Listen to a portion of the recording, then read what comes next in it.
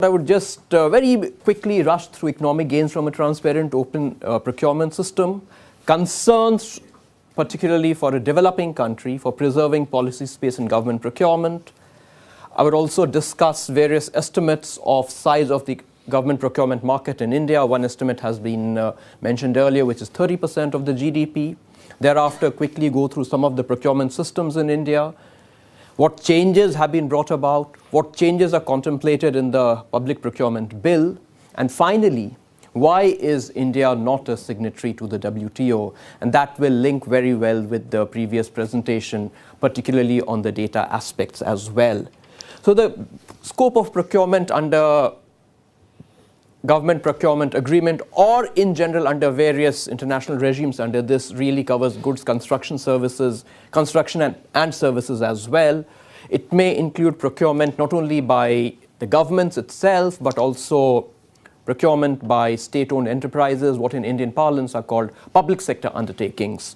And throughout my presentation, I would try to make comparisons between the systems as they exist in India and what is generally mandated by the GPA. So GPA we take as the gold standard. Clearly, there is considerable interest in procurement regimes all over the world for the very simple reason that the size of procurement is a huge market, no doubt about it. But the size can range between 5 to 15%. OECD at one point in time had estimated to be 7.1%, which perhaps seems to be slightly lower. Interesting thing is if you compare what are OECD's projections and what is actually procured, we did an analysis of Japan, and what is actually procured by the Japanese government above the threshold is perhaps less than half of what is projected by OECD. The reason of this gap is simple. What OECD does is it uses national account statistics, national income statistics to make its projections, which may or may not have linkages with what is actually procured.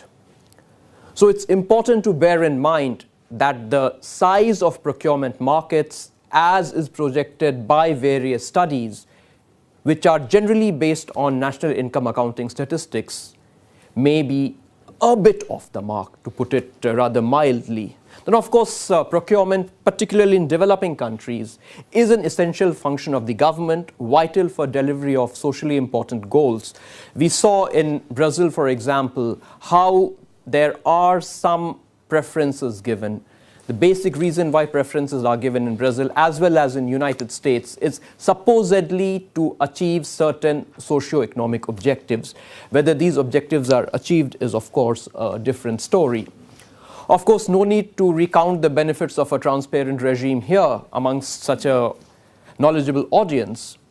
But it's also useful to recognize that in terms of gains, there was a very interesting study by Dierdorf and Stern when they tried to quantify what was the potential benefits arising from